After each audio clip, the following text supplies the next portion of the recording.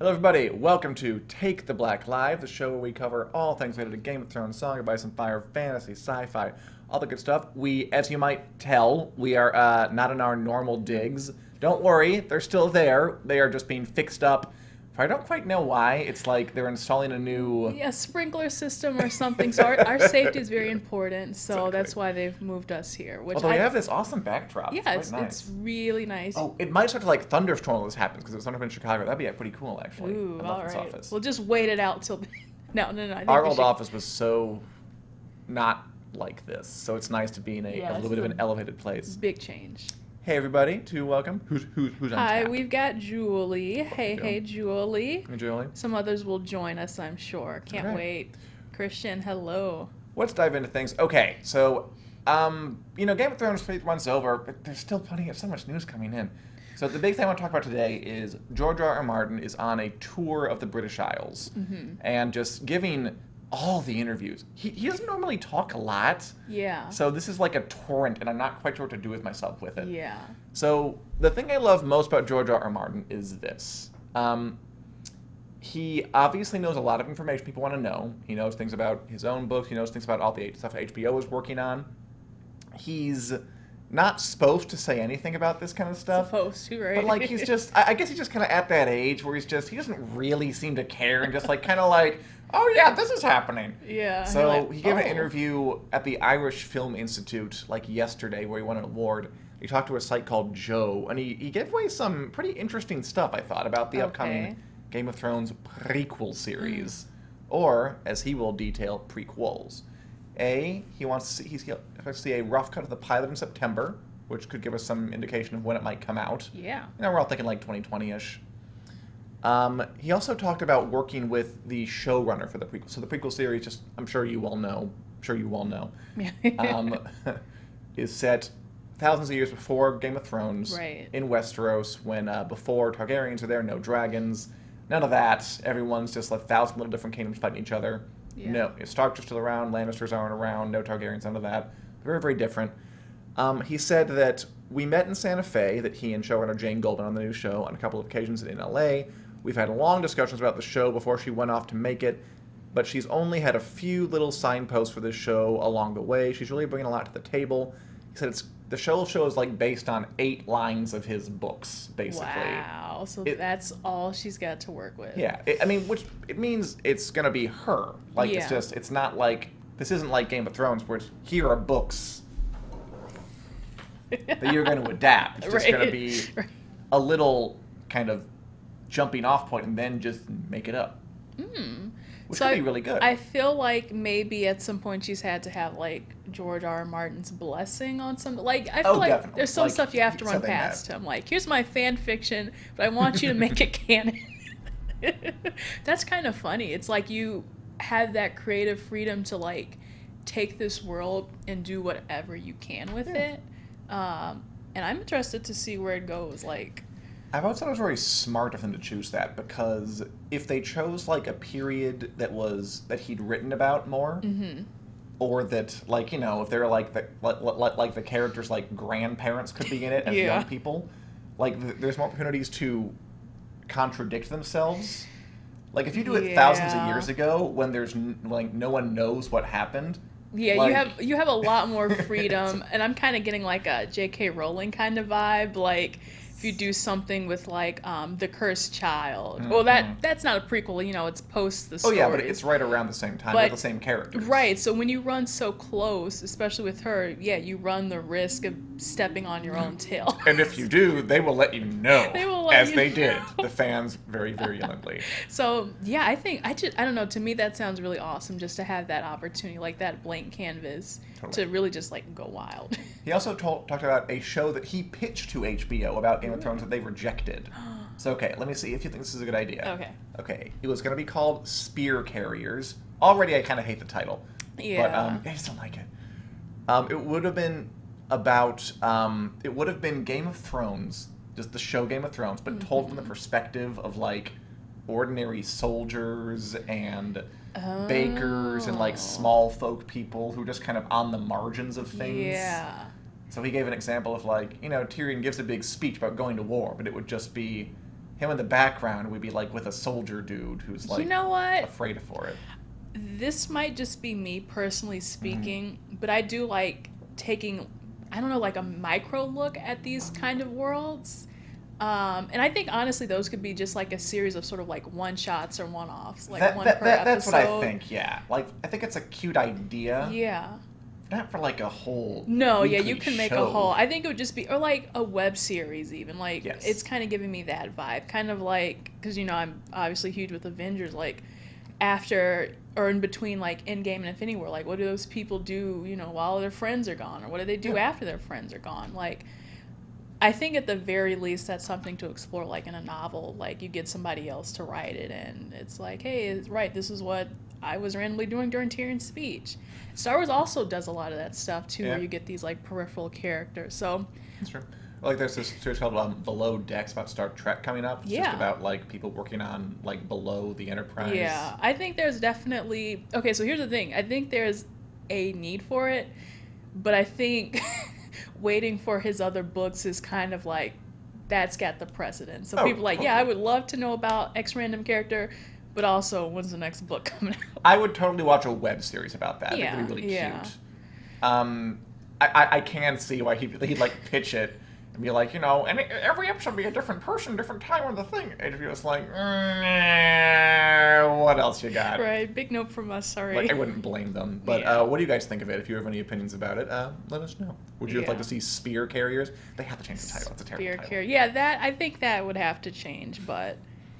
And finally, okay, and this was the big one. It's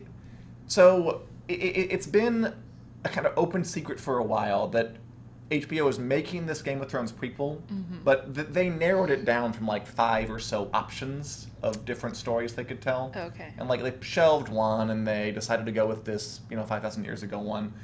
And they've been quiet since then. He keeps bringing up like, oh, they still have other things in development. And he's the only one who does it. So I get that like HBO would rather like, please stop talking about that. Just focus on the one that's being made. He always brings it up. And today, I think he more or less gave away what they're about, which has been something that we've been wondering about for a while. So he said there are 2 other prequels at like the script stage. I have no idea if they'll make them or just, they just kind of commission, give us an idea and we'll choose the best one. Of course, we're developing a number of Game of Thrones prequels that are drawn in large part from Fire and Blood, the book of Targaryen history that I had out in November. So, okay, Fire and Blood is a book he wrote. Fake history, he calls it. It's just like a history book that history didn't happen about the Targaryen dynasty coming to Westeros. So that book is out. We've read it. It's a good book. But so that basically means that the other prequels have to be about either Aegon's invasion of Westeros, Dany's like great-great-great-grandfather, or the Dance of the Dragon, which is the Targaryen Civil War that happened like 150 years before the show started. Like, he gave it away. Like, those are pretty much the only options, which I just love him. So he's just out here spilling secrets, huh? I mean, I don't think he means to. He likes this stuff, and he likes talking about it. It's one thing where it's like, in his own way, these are his creations, and of course he wants to be enthusiastic about it. But I guess on HBO's terms, it like, PR nightmare. Please stop talking. I picture them like in offices just reading this and going, oh, like slapping their faces. He's got another one. Would you be interested in seeing a show about either how familiar with you are with like the mythology of Game of Thrones, the back times? Very, very small amount of knowledge. We'll get you trained up. Okay, I will brush up. I will know. I mean, because I will tell you, it's like there. Like, this is one of those series where, like, if you go looking, the mythology is there. Okay. Like, he's written all of it down. I enjoy myself some lore. He loves lore, George R.R. Martin. Like, it's almost like it's as well developed like as some of like the main stuff. So he's written all about Aegon Targaryen, which is Dany's like ancestor, conquered Westeros in the first place, and that's a whole story. And there's lots of characters and things that happen. And then a very exciting Dance of the Dragons, which is a Targaryen civil war that happened like sometime back. Ooh. Dragon fighting dragon above lakes, pretty good. I think they would both make great series. Yeah, people do like. I mean, I feel like there'd be war either way. Dragons versus dragons. There's gonna be war. I mean, if you're gonna make a Game of Thrones show, it's gonna be some kind of war. Let's see. Any comments about any of this? It's a long one. Yeah, we've got a very long. Louise says, Spear Carriers, Game of Thrones from a muddy, hungry, downtrodden perspective. Yeah, there's a lot of hungry, muddy people in Westeros, and there's only so much angry, downtrodden stories. That's not going to be the same story with another muddy face. Maybe going into backstories of some of the minor GOT characters and how they cross might be a good idea. Well, my problem with it is that, like, if you only tie yourself to, like, characters who are around the important events, like, I'd be fine with the show that, like, okay, really, really fast. Okay. My longtime fantasy would be a half-hour sitcom starring Hot Pie, like Arya's little friend who Bates, just at the end at the crossroads where he works, just kind of doing his job. I think that would be fun. I think that, like... And this, to me, seems kind of, it's like you're going from one genre to another. Yes. So it's like they might be expand. Uncomfortable about that. And I really don't know if that's ever been done with spinoffs where it like, switches genres and tones. I really can't think of one. I think it should happen more often. But I think Hot Pie is such a beloved character that no one would be opposed to that. And if you are, well, Yeah, that's your deal. And he also talked about... how the show kind of slowed down his writing over the time because he so pressured about finishing it. I mean, at this point, I don't know what else we can say about this. Like, he'll finish it or he won't. Yeah, he has to. I mean, the only person at the end of the day that can hold himself accountable is himself, unless somebody puts the hammer down or whatever. You can't send him to jail for not writing. So by the way, people, if you're here, we are gonna have Josh Hill on later for us longer Dan and Josh. It's been a while, but he is coming back. Before we get to that, let's venture beyond Game of Thrones, because there's some big stuff happening, like, yesterday. So let's talk about... My head was spinning yesterday. I thought, like, that Matrix 4 thing would be the big story of the day, and then, like, nope! Here comes Spidey swinging into action. Okay, so we're going to talk about, briefly, the brouhaha that happened yesterday surrounding the Marvel-Sony breakup and how it will affect the noted Avengers franchise. Yes. Basically what happened is... it's kind of complicated that Sony owns the rights to a character named Spider-Man. If you ever heard of him. And they made some movies about him, Tobey Maguire, Andrew Garfield. But the most recent version of Spider-Man, Tom Holland over there, has been in the Avengers movies made by Marvel. But there was a complicated deal where Sony let Marvel use the Tom Holland Spider-Man in their Avengers movies. And I didn't really realize this. Yeah. In return... Marvel let Kevin Feige, who is the kind of Marvel head honcho guy, work on the solo Spider-Man movies for Sony, which I thought were produced by Marvel. I didn't really look too much deeply into it. Yeah. They were Sony movies. So, and his job was like to keep it consistent with the Avengers movies. Right. So it was this kind of precarious dance. I thought they just, like, bought Spider-Man. They did not. Okay. And the short of it is that deal is over. Yeah. Spider-Man can no longer appear in Avengers movies or Captain America movies. Well, he's gone, but... He can only appear in solo movies, and I imagine those solo movies cannot connect in any way to the Marvel Cinematic Universe. No, absolutely not. And it's a burned bridge. And some people are still like... They're like, is this, like, still ongoing or is it not? But I mean, from what I've been gathering, it's pretty much like they're like, no, we don't want this anymore. Sony's statement was pretty passive-aggressive, I thought. Yeah.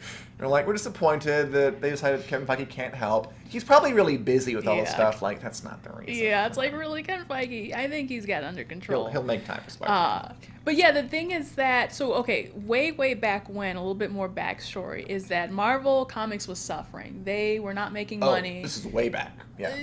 I think, like, let's say up to the 90s. Yeah. Way back when. They were suffering financially, so they were like, you know what, we're going to shop all our characters off and let other studios have the rights to them. So they were left with a few characters in their own deposit, like Iron Man, Captain America, and like randos. They're like, nobody wants to see a movie about Iron Man. Come to find out, they made some great movies, and they really turned around their image. And so Sony was one of those people who they gave away their characters to. Sony made, like you said, some of their so-so movies, but when they finally struck the deal to have, like, Spider-Man be in the Marvel Cinematic Universe, turned things around. And now they're burning that bridge, and I'm angry. Who do you blame? Do you blame Disney or Sony or both or capitalism itself or what? I would love to throw capitalism in there. It's really hard right now to point fingers. At first I was pointing fingers at Sony. Now Sony's pointing fingers at Disney. So it's... I mean, they're not gonna... It wouldn't be fun if they recorded, like, it's our fault. Yeah. Like, here's our statement. Yeah, no one here is admitting fault because they know they monumentally messed up. And not to, like, spoil too much Far From Home if people haven't seen it yet, but even if you see the trailers, it's like... Spider-Man's story was very much so tied into everything that he did embedded in the Avengers, everything that he did with like Tony Stark. So it's it's emotionally he's in there, narratively he's in there. So, do you think that Sony will try to just make a Tom Holland Spider-Man movie and just act like the rest of it doesn't exist, or they just recast him?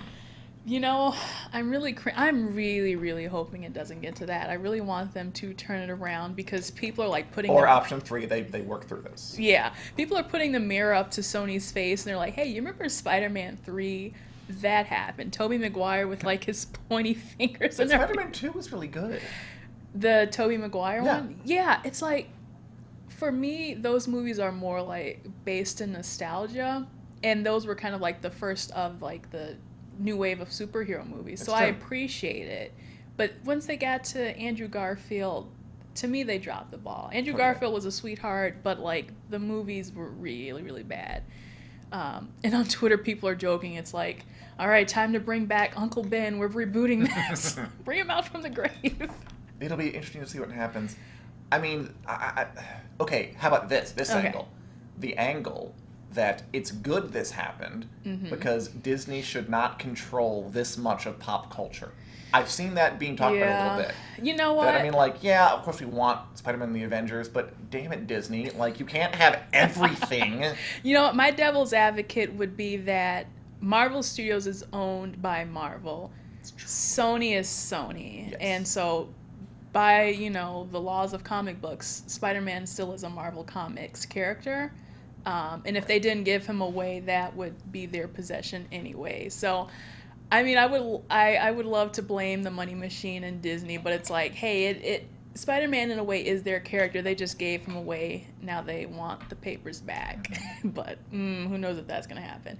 Spider-Man Far From Home, though, is Sony's best-selling movie of all time. $1 billion at the box office. I think it surpassed Skyfall. So 007 is out, Spider-Man is in. And they want him. But it's so weird. I mean, we'll move on from that. It's so weird because, like, part of the reason that did so well is because they tied into the MCU. Yeah. And, like, they have that expertise going on. Yeah. So it's a complete cluster. It's going to be a dumpster fire. So. But yeah, we'll see. You know what? I'm just going to say it. I hope they stay apart. I hope Disney breaks apart further. And I do not like hegemony. I do not like monopolies. Yeah. And I am in favor of this all breaking down. You know what? If Disney broke up, Marvel gets to keep what's theirs, though.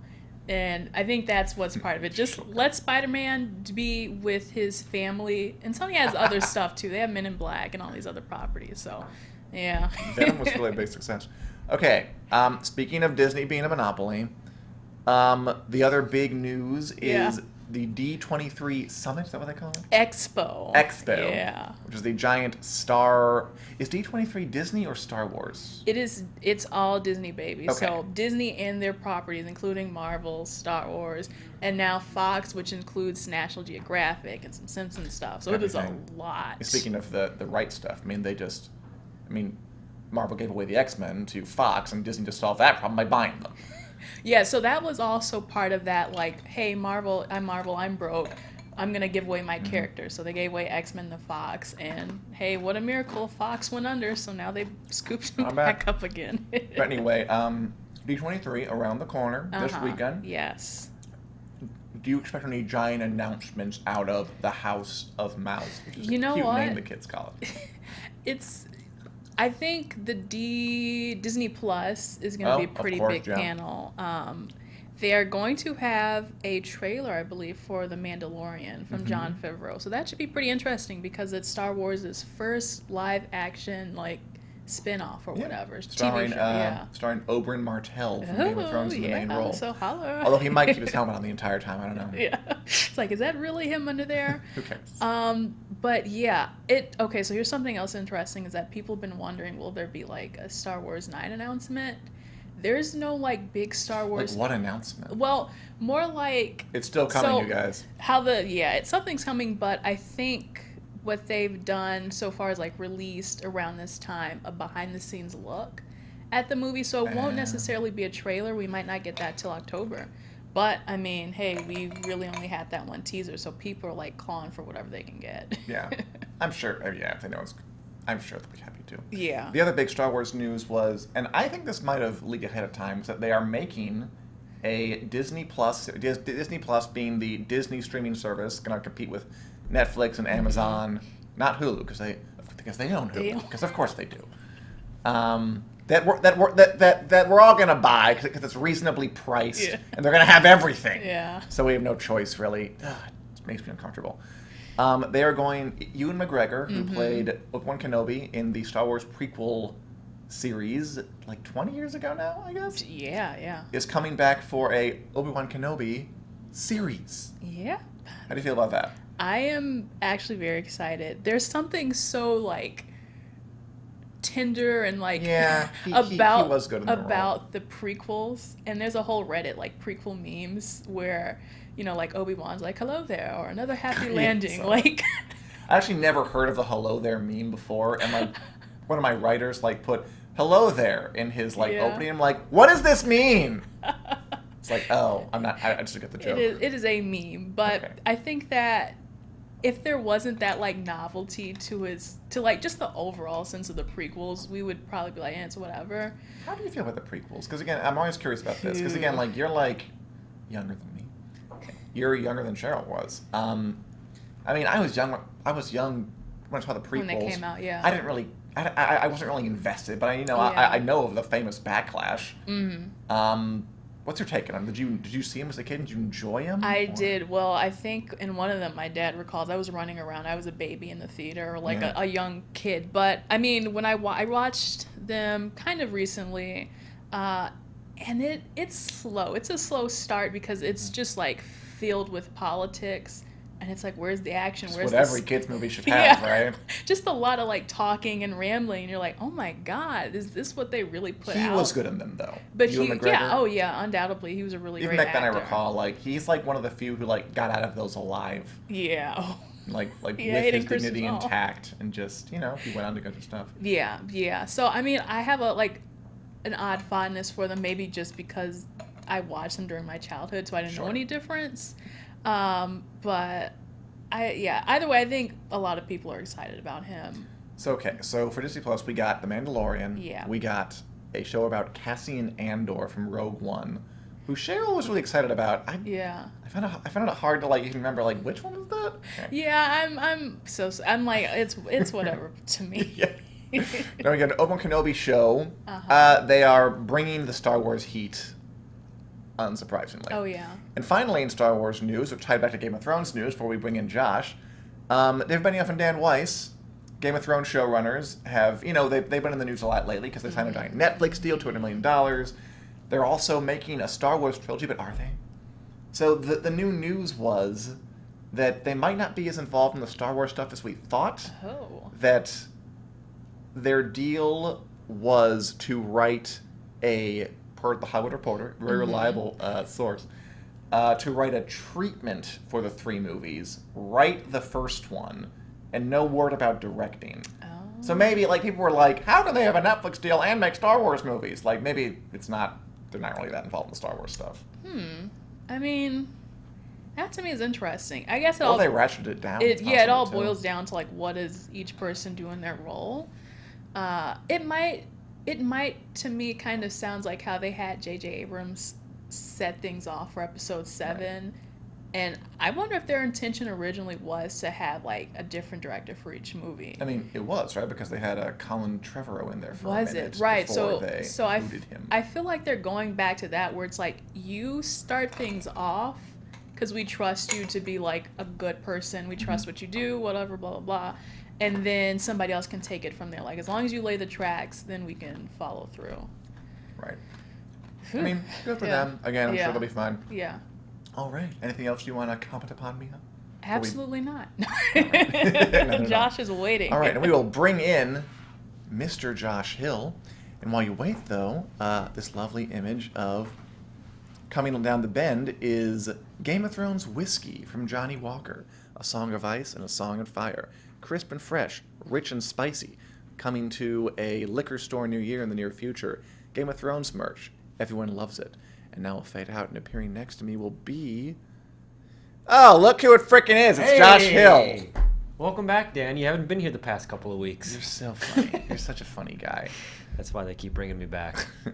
Okay, we won't go over it. You've been missing the past weeks. I've missed you, Josh. I know. I've missed everybody here. Hello, everybody. I'm back.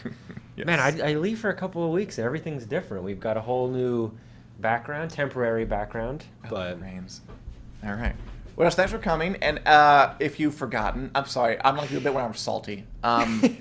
We are reading A Clash of Kings, the second book in George R.R. Martin's magnum opus. Oh, that's what we're reading. Yes. Uh-oh. And do you remember who Tyrion is? Tyrion Lannister? Tyrion? Short man? Son of Tywin? So, you got it. That's right. Okay. So, we're talking about... So yes, for Tyrion 5. For those of you who might just be joining us, we read through every chapter of George R.R. Martin's book. We discuss it, break it down through what makes it work, what makes it great, what makes it fun, what makes it not fun. And we are on Tyrion 5 from A Clash of Kings. And let's just... pretend the last 2 weeks we didn't skip over and just jump back into it. I'm sorry. I am kidding. I don't mean to make you feel bad about missing things. You had things to do. I missed everybody. Hello, everybody. Yes. And Julie says, hi, you were Josh. missed. Hi, Julie. You were missed. All right. So this chapter, we're like a third of the way through the book. We are. Give me your quick impressions of Tyrion 5. My Clash. Tyrion 5. The subtitle, Wildfire. Here comes the wildfire. That was... that's our introduction to Wildfire, right? This is the first real kind of diving into it. Yeah, I think it. I don't think we've heard of it before. Also, I like that the nutty professor is apparently behind making the Wildfire. This twitchy guy. Yes, Twitch is a good name for him. Helene. Well, yeah, he was fun. Like, yeah, this. I always love the little. I wouldn't put it past Martin to have mentioned Wildfire before, because you know how he likes to layer things in. But yeah, it's the first time. This was our. It starts off with him going down to the place where they keep all the Wildfire. Yep. With Wisdom Helene. Mm-hmm. They call each other Wisdom, which Tyrion points out like, ugh, it's awful. Like it's, it's kind of like I don't know, like a PhD in kinesiology, like insisting like, I'm a doctor. Like, I know, but like, are you really? You don't have to talk about it. These guys like call each other Wisdom. It's very annoying to Tyrion. And yeah, he's going down there to see if they can get some wildfire a-brewing for the coming battle. It's a fun scene. It's mostly funny. I do like that, again, he layers things in. So, of course, you remember Jaime's bathtub scene, right? Where he makes a confession about, the reason he killed King Ares is because he was going to burn the place down with wildfire. Mm-hmm. And they mention here, like, Helene's like, we found a bunch of wildfire under the Sept of Baelor. Just like last year, we had to get rid of it. And it's a throwaway detail. It's like, no one says, like, why is it down there? But then we learn, it was down there so we could blow up the whole place. Yeah. Which is a fun little detail. And Tyrion's even like, I'm sure, it's very nice. Let's move on. Like, he doesn't give it a second thought either. But that's like a huge, it's really great how he just kind of layers that stuff in. Mm-hmm. Like, that's a huge revelation that we don't have the context to understand yet, which is just a fun way to tell stories. It is. Nice exposition. Exactly.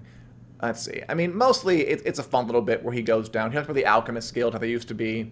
I think Martin likes this kind of thing, where they used to be, like, powerful, these alchemists. They would claim to, like in medieval times, turn straw into gold, that kind of thing. And now they're, like, kind of weird and fringy and just twitchy and don't have many people left. But they still have this, like, big old building. He just talks about the mythology of it. And fun fact, do you know that wildfire is real? It is. Do tell me, Dan. It's based on Greek fire. Oh, yeah. Greek fire. Do you disagree with me, or do you know what this is? No, I do know what Greek fire is. Oh, actually, I didn't. Yeah. Used it on, it burns on water, right? Apparently, yeah. It, like, burns on water. I don't understand it. I know what it is. I don't know. I wonder if they use it nowadays. I don't know. But it was like a cool substance they used in the Holy Roman Empire to burn ships. Pretty sweet. Well, yeah, that's one way of putting it. It wouldn't be we're pretty far sweet. removed. It wouldn't be pretty sweet if you were on a ship that was getting Greek fire. That person is long dead. I don't have to worry because about of their the Greek feelings. fire. We're dancing on graves here at this point. Like an example of how Martin takes like a real historical thing, which is already pretty weird and cool. Yeah. And like, let's just turn it up to like 25 here. And make it a substance that just explodes if exposed to a little bit of heat. So most of it, though, the chapters after he leaves that, is more politicking stuff. Yep. He goes through the streets, and he gets a message from Bronn. Like, your captain of the guard wants to see you, and Cersei summons you to the castle. And he's like, okay, well, I'm going to go to the captain of the guard first, because that can't be too important. Which has consequences. Later, when he sees her, she's furious. Yeah. He's like, why did you come for me immediately? And he factors that in. He's like, if I keep her waiting, she'll get angry. And the angrier she gets, the dumber she gets. So I think it's actually a good idea if we go to him first. I just like the little decisions that we get. The small politicking. Yeah, which is fun. I mean, it matters what order you do it in. And, he goes and gives these empty pots. And Josh is back, and so is that Lannister banner. Yes, everything is happening. The Lannister banner. I didn't know it was gone. That's your favorite. Yes, I am a proud member of House Lannister. What are you, Josh? This is like, what Kardashian are you? What Harry Potter house are you? What Game of Thrones house are you? I don't know. I'd have to take the quiz. I guarantee there is one. Oh, there's plenty. Oh, yeah, there's many. Anyway, he goes to his captain of the guard. He gives him, like, empty pots to, use and chuck.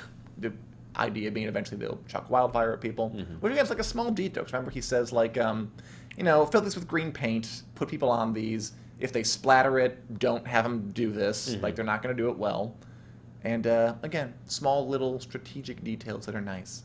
And he gets terms from his cousin Cleos Frey from Robb Stark. And I like that he says to the captain of the guard, like, don't let any of this kind of delegation into the city, because he's going to send them back to Robb Stark with their terms. And he's like, if they see how bad it is in here, like, Robb can't find that out. Yeah, like, he's got to think real strong. Low. Yes, exactly. Like, they stay here in this little guardhouse. They do not enter the city. Because in the city, things are kind of rough. One of the better parts here is he goes through the kind of the streets and he sees, isn't Cersei always furious as Louise? Yes, but there are degrees. Yeah, pretty much. Like, are you just getting like a low boil, or are you getting full on like froth? It's like the colors on the terror chart. That's the Cersei chart. Where is she on like being furious? It's always some kind of alert, but like, how bad is it? Yeah. That's where we are with Cersei. But all the colors are like different shades of red. Exactly. So, yes. Is she seeing red or seeing fuchsia? That's the only difference. But yes, she is always angry. But how angry? I mean, anyway, so he goes, he hears this like prophet preaching about brother couples with sister in the bed of kings, and the fruit of their incest capers in the palace to the piping of a twisted little demon monkey. So it's like, it's people yelling in the streets about them. He's a demon monkey. How insulting is that? I mean, very insulting. It was kind of hilarious, though, to hear them all telling these stories in the streets. It's like, because it's like this huge secret, the incest and all this kind of stuff. And oh, yeah, they all know. But everybody knows. And it's also, because wasn't there a scene in one of the seasons later on where they're doing the play? Yes. It's kind of, it reminded me of that, where it's like, this is, it's part of, like, basically Westerosian pop culture. It's just, this, like, the Kardashians, they, like you said it, like it's the Lannisters. They're kind of like this reality TV family that everybody knows about, and their secrets, and you talk about it. You don't know if it's necessarily true. I don't know if every secret about the Kardashians is true, but you're talking about it the same way that you would with the Lannisters. I just thought that was a cool little like world building thing, because we've talked about how much George R.R. Martin likes to do that, throw in this world building that doesn't feel like forced world building. That was I can see that. A weird like pop culture thing going on where there's there's culture in Westeros. It's also realistic. I mean, look, you don't have to walk that far to find a crazy person in the street ranting about something. It's true. Like, that happens today. That's how they found me to do this. Yeah, he was in like one sock and a garbage bag, and we just like said, you know what? He should be editorial director. Oh, congratulations. The toothless wonder. Yeah. That's right. The new ones look great. The veneers are that's right. So yeah, also I want to point out that this is a priest talking about it. Yep. Like a begging brother, which is kind of the order of the Faith of the Seven, where they're just like begging. I think it's important because even though what happened for a while, this is like the seed of, remember the sparrows from the show? Yep. the people who take over and march us to the street. Like, Shame. that's these people.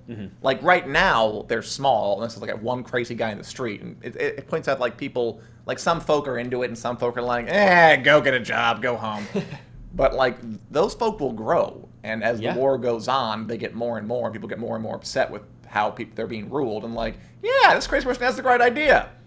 And and that would happen for books, but even back then he's kind of layering it in. That thing's going to grow and grow and grow. And I wish the show did that more, because I feel like they kind of come out of nowhere on the show. They did kind of come suddenly out of nowhere. They're like, it's a religious thing. Yeah. But on the books, they build up a lot more carefully to the point where people are frothing at the mouth to do something crazy. Are you saying that the show took a storyline and didn't take enough time to flesh it out? Yeah. No, basically. Dan. No. I mean, this is still early on. That's they true. Didn't do it. It did seem like it came out of nowhere, though, in the show. Yeah. But it makes sense that you'd be able to let it ferment a little bit in the books. It totally does. Like for books later, it'll happen. So and I mean, it was the same thing with the wildfire, dropping these little Easter eggs. You're planting the seeds that will later hatch into these larger stories. Wildfire was the same thing. Same thing with this religious radicalism. What else are they going to talk about? Oh, Jen Louise says, hello, Jen. Hello, Jen. There wasn't TV, film, books for a lot of angry, muddy people. True. This is their entertainment. True. What else are they going to talk about? Same as today using That's Looking At. Totally true. Right on. You got to do something. And finally, Huey gets back to the Red Keep. Cersei's waiting in his room, angry out of her mind. Of course. She's great. Fuchsia. Like, she slaps him she slaps the wine out of his hand. She slaps his face. He threatens her a little bit. She's like, whatever. I can take you. Okay, so her big objection to Tyrion, why she was so angry wanted to see him, is because she learned about his plan to marry her daughter Marcella off to Prince Trystane. Yep. So there are 2 points there. Point one is, remember from the last Tyrion chapter, he told different people he was doing different things to Marcella. He told Pycelle, he implied to Pycelle that he was going to marry her to Dorne. I think he told Littlefinger he was going to marry her to Robin Arryn. And so he's trying to find out who's the traitor. Yeah, he's trying to find his leaky seal. Yeah, so he does. So he knows that, okay, so Cersei's talking about Dorne. That means Pycelle tattled. So I'm going to go get that asshole. But the bigger question is, does Cersei have a point? Is the question I want to ask you. Because Tyrion this is her daughter. She is the Queen Regent. And Tyrion's like, yeah, I'm going to go sell your daughter to this prince she's never met. And not tell you that. I mean, that is true. Is she justly mad? Does she have a point? I think she is. Yeah, she's justly mad. It's just cloaked in her other, as we pointed out, general madness. Her general ferocity is. That's what kind of colors your opinion of Cersei being mad about anything. Is of course she's mad about this, but her freaking daughter. It's her daughter, and so she's actually, it's like broken clock is right twice a day thing, where it's like she's actually has a point. Like, it's her daughter. And Tyrion's kind of in the wrong here. Like, he's using, his, what would this be, his niece, I think, as a pawn in his game. That. He brings that up. He says, like, someone say this is what Marcella was born for. Yeah, but the idea in this society. Okay. Well, so in society, like, that's true. Yeah. Like, you're married, like, daughters, highborn daughters. It is kind of their point, at least in terms of how the society functions, that it happened to Cersei. She was married off Robert Baratheon to cement an alliance, and she hated it, and it was awful. Which is no wonder why she doesn't want Marcella to have suffer. Well, that's the dichotomy of Cersei, which is, we're conditioned to think that she's not a good person, but this is also like but another. She's not. But she has. This is an empathetic thing, because you're like, well, I guess she's not wrong. Like, it is her daughter. Like, she shouldn't. And it was her. I mean, it was bad when it happened to her too. So, and then that's how we're kind of getting a little bit more insight on Cersei as a character, where she's not just this soulless, hollow, one-dimensionally evil character. There's layers to her. That there's some empathy in there. There's things where you're like, well, she's not wrong about this. It's her daughter. And also, she's trying to make sure that her daughter doesn't necessarily follow the same exact path that she followed. Like, I'm sure she'd love her to end up as at least vet the guy. Yeah, but, like, this is... Tyrion's in the wrong here. But in him being in the wrong, it comes out that we're empathetic towards Cersei. And we're getting a deeper look inside of her character. And seeing that she has, like Shrek... and onions, she's got layers. Oh, okay. I don't even know about that. Oh, yeah, that's right. As Corinne says, she is justly mad. That is normal for the time period as far as highborn daughters to do, which is true. His other point is, and this is the point that kind of gets Cersei a weird reaction from her, is that, look, if Marcella stays here, she'll probably die. Like, Stannis is coming. She's going to be killed. Renly's coming. Stannis is coming. Robb is fighting them. He's being truthful about it, so... He is. It's not his reasoning for wanting to send her away, but it works out in his favor that those two things line up. And Jen says, yeah, I think it's true. That's how it was done. Make sure you have peace in that country. Usually father did it, but in her case, he wasn't there to do it. Should she have been asked at least, Jen? I do wonder that. Like, should she have some say in what happens to her daughter? I think Cersei is more or less at peace with, yes, this is what's going to happen with women in this society. She doesn't like it, but I don't know. Then again, Ben Tyrion couldn't have. Should she have a say in like her in the general life of her daughter, or in the specific situation? Position of who she gets to marry? Oh, because no, I mean, like it's just going to happen that'd be nice, in society. But, yeah. That'd be nice, but no, we're going to cut it out. This society clearly has defined rules. And I think that's what drives a lot of Cersei anyway, that she feels, and she has a line here, like, I should have been born a man, I would have had no need for any of you, none of this would have been allowed to happen. She feels that because of her gender, and it's true, she's blocked out of all this, and it has eaten at her from a very early age, that she is just not consulted, she's not thought up to have anything to contribute. Now, the funny thing is, in the books at least, she actually kind of doesn't, because she's not very smart. But in general, she's not wrong that there's huge injustice being visited upon her, upon Marcella, upon a lot of people. So that's kind of the fun thing with Cersei. When Tyrion points out that Marcella will probably die if she doesn't leave, Cersei starts to cry. Yeah. Which is, again, another kind of unexpected reaction. She's got a heart, it turns out. She's got a heart, and she's a little... I wonder if would be diagnosed as bipolar if she was in today. She is volatile. Yeah. We'll say that.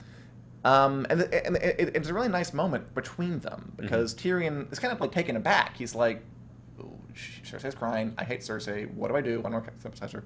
Awkwardly, he took a step toward her. When your sister cries, you were supposed to comfort her. But this was Cersei, with italics. And he tries to offer a comforting touch. He tries to say there, and she slaps him away. And the narration is, it should not have hurt, yet it did more than any slap. So there is a part of him that still wants to be a family with these people. He's still... Well, naturally. I mean, it's his blood. It's his brother and his sister. Of course he wants to have a connection with them. Yeah, and to just get, and he wants a connection with Tywin, his father. That's what drives him completely. Yeah, he wants to have this connection with his family. I mean, that's another layer to Tyrion. He's smarter than everybody else in his family, but he's never going to have the one thing that he wants, which is the love and respect of his family, outside of Jaime. But it's painful. I mean, it hurts because you want... I think it's a really well-written part. That, neither of these characters are fully doing great things. Tyrion didn't consult Cersei at all about shipping her daughter away. Cersei is a bit of a monster who slaps everybody. And, we know will do horrible things and has done horrible things. Killed lady, have a kind of killing Ned. More than a bit, fine. But they both do have inner reserves of decency somewhere in there. And they want a real... at least Tyrion wants a connection. Cersei might want one, too. She did start crying in front of him. I'm not sure she can control it or whatever. But it's just not in the cards, at least not yet. Although, by the end of it, they do they're on the same page as far as their strategy for the city goes. I think at the end, Tyrion's okay, at least she's going to consent to the Marcella marriage. I can sense she's going to do that. Okay, so we got through this. And we'll see that play out over the rest of the book. Yeah. And the rest of the series. I'm curious to see what Martin will do with their relationship when they meet up again. Because we haven't gotten that. In the books, they have not, gotten back together. Okay. He's left. He's with Daenerys, but he hasn't come back to see her again. Okay. It'll be curious. But yeah, I think a solid, good chapter. I liked this one. Yeah, it was a good chapter. Doing chapters are always fun. Any other thoughts, Josh? No. It was a good chapter. Solid. As Jen says, we were talking about Cersei, so no one would have been good enough. Also very true. Again, there's no easy answers here. Yeah. I think next is a Bran chapter. All right. We'll meet up next week. Will we? Here. I certainly hope so. We'll find out, won't we? Look, George R.R. Martin can't deliver Winds of Winter. It was a protest. That's what I was doing. Yeah, sure it was. Glad to have you back, Josh. We're back here next week, Wednesday at 4 p.m. You can also do some podcast form. We're on iTunes, Google Play, wherever podcasts are downloaded. And we'll see you again next week live on our Facebook page at 4 p.m. Central Standard Time. Adios, everybody. See you next week in the studio again. Bye.